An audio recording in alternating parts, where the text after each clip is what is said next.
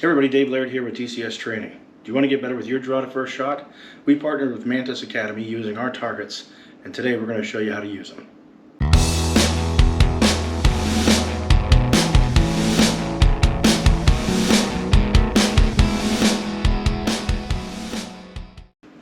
Alright, so the first thing we have to do is install the Mantis Laser Academy on our phones.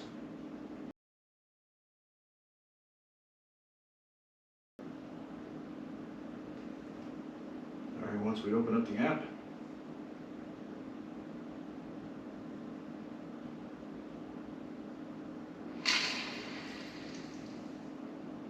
welcome to your journey with Laser Academy.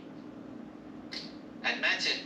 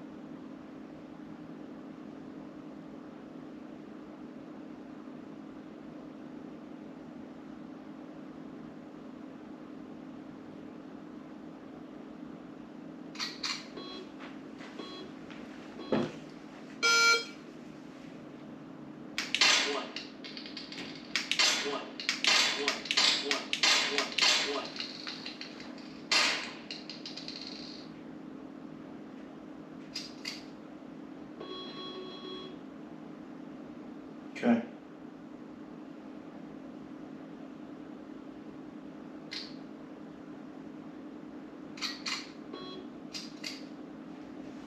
Alright. So now that we have the app downloaded, we have our target selected, now we're beginning to begin training. So the next step is going to be to use your firearm. Make sure that she's open and empty. You want to use your laser cartridge, place that inside the chamber. Make sure it's fully seated, close your slide. Okay, now test it, make sure that your laser's turning on the way it's supposed to. Awesome. Now we can clear that out. Alright. Now sure, I can tell you just draw from the holster and shoot the circle targets, and you'll continue doing what you've always done.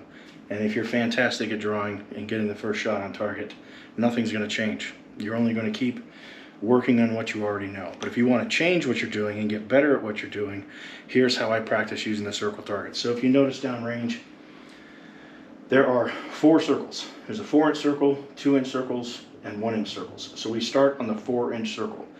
And this accounts for exactly 50 rounds. So we're going to do the first 10 in the 4-inch circle. We'll do 10 in each of the 2-inch circles, and then 10 in each of the 1-inch circles for a total of 50 rounds. So you get 50 draw strokes, 50 trigger presses, 50 sight pictures for a total of 50 rounds. Now,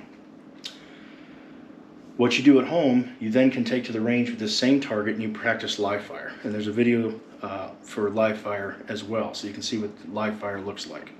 This should be set up at 3 yards in your home, wherever you have 3 yards, and lots of us have 3 yards anyway. Today I'm using my dining room / kitchen to give us those 3 yards.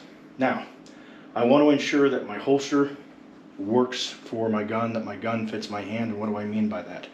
I want to make sure that I don't have to move quite a bit. I shouldn't have to move my shoulder, move my body. If it's at the 3 o'clock position, I don't want a lot of movement in my body. I want to be able to reach up, grab hold of it, and bring it straight out and present it up on target without a lot of body movement. Some things that help me do that is making sure that it is clear of my belt line so that it doesn't block my fingers from being able to get a good purchase on the front of it, okay? I want to ensure that the back strap is as parallel to the belt as possible, which almost always means it's angled slightly forward. So even from the 3 o'clock position, that holster might be angled slightly forward, so that there's less tension in my muscle groups as I'm trying to get my draw stroke. Next, I want to ensure that my palm is all the way around behind the back strap. If I just reach in and grab my gun any which way, and I'm too far reached around the gun, my fingers in too deep to the trigger, I'm not providing a lot of support there. Okay, inevitably now when I'm pressing my trigger and moving these fingers, I'm going to get left and right deviation. Okay, so I want to ensure that I'm getting behind the gun as much as possible. Okay, that I'm completely covering that back strap, that I'm only providing pressure to the front strap. So now I can flex these fingers as much as I want, and I shouldn't see any movement in my sights. Okay, so what does that look like? Here's my grip, staring down at my sights, and now, as I'm flexing my hand, I shouldn't see a lot of movement. Okay, get it over there on the target. As I'm flexing my hand, I shouldn't see a lot of movement. If I'm reaching around here, and now I'm flexing my hand, you'll see that there's a lot of left and right movement. Those fingers are putting that input in there. So we want to ensure we're behind the grip, like so. I'm only providing pressure on the front strap to the back strap, that these fingers aren't reaching around and putting any pressure on the side strap itself. Okay. So from right here, when I aim and I press my trigger, it's okay to get a little up and down movement. We want to eliminate any left or right movement. Okay. Awesome. So that's how we get that grip. Straight out of the holster. Make sure that my palm is around and behind the firearm. Fingers are only putting pressure on the front strap. So if our holster doesn't allow us to do that, or if we're having to do too much movement, then we're putting all this extra tension in there and we're going to be slower on our draw to first shot. Okay? So the first step is being able to practice just this a million times so I don't grab it wrong. And from here, we just move right into the next step. I want to bring these sights up as high and as close to my eyesight as possible. So this is like a retention shooting position. I'm bringing both hands up. During my draw stroke, these fingers will get pinned, but I'm not building a complete grip. As soon as I start building a complete grip back here, I put all that tension in place again. So I want to avoid that.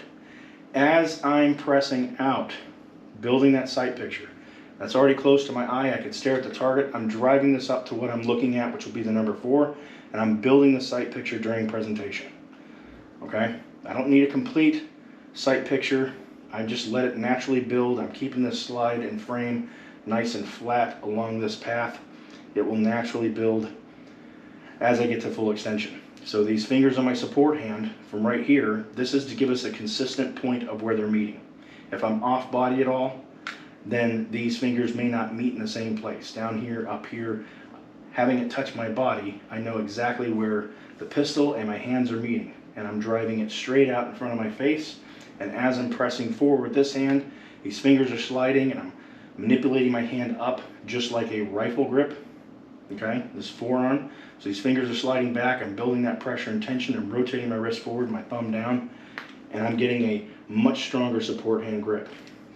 Okay, the very last thing, okay, and we don't want to do this 1, 2, 3. I can practice 1, I can practice to 2, practice out to 3. I don't want to practice it that way though. If I wanted to break down each piece, that's good. Eventually, I want it to be one smooth operation so it doesn't look choppy. So I'll just do the whole thing very slowly and build my trigger pressure during presentation. Now, a common phrase you'll hear me use in class is 90-10. Okay, rather than squeeze all 100% of the trigger out there on target, as I'm presenting it on target, I'm taking out the slack, all the slack right away initially, and then gradually building pressure during presentation to the 90% mark. So when I reach full sight picture, which may or may not mean my arms are fully extended, once I reach that full sight picture, I can finish my 10% and have less input in the firearm causing deviation. Okay? So what that looks like is here is the slack of my trigger. That's the first thing I want to get rid of. And from there, I want to gradually increase pressure until the firearm goes off. Okay? So this, obviously, I need to practice slowly. So I'm going to go ahead and pick her up. Go ahead and hit the start. All right, so I'm going to grab that grip, drive it up into my hands, slowly build out, sights on target, and I want to land that trigger right at full extension. Okay, I'm going to go ahead and reholster, reset my slide and trigger.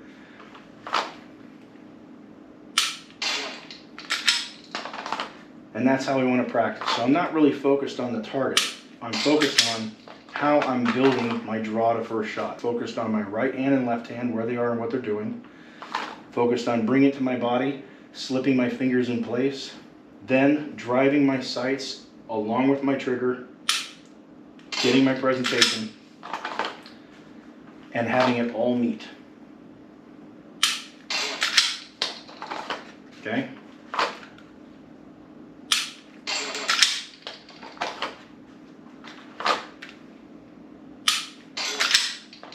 As I do it perfect every single time, I will get more comfortable.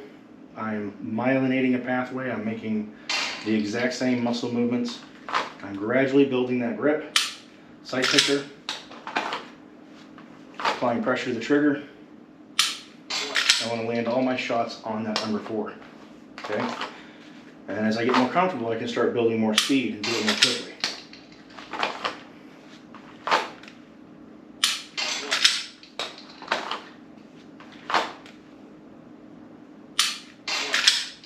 Notice there's a noticeable pause there.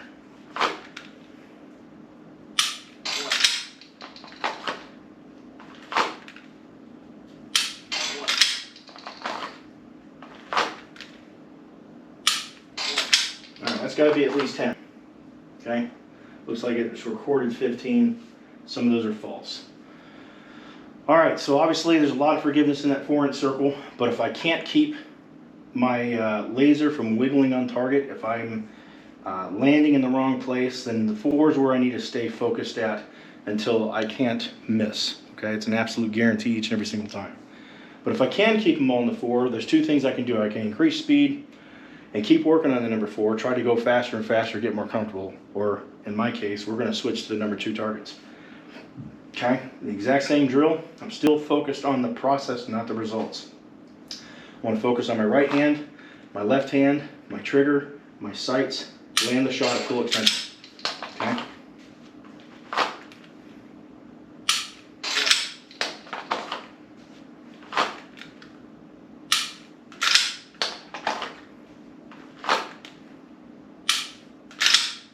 My laser's not working.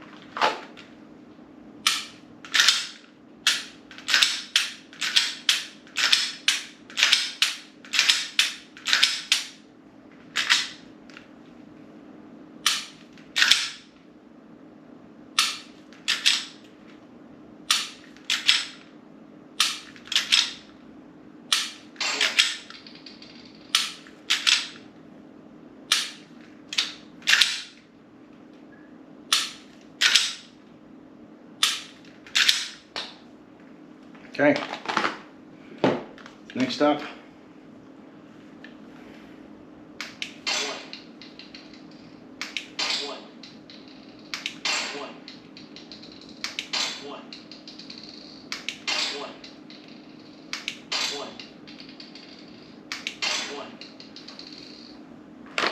okay.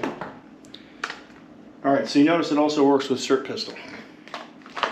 All right, next I'm going to start working on the 1-inch circle. Same thing, drive that gun up, build your grip, trigger pressure, and land in a 1-inch circles.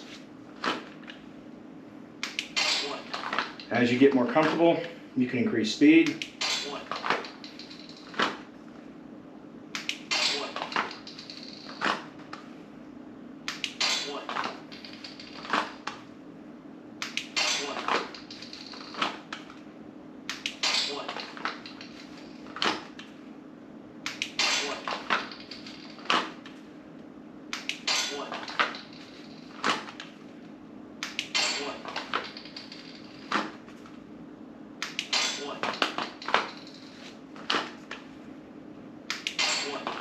Okay.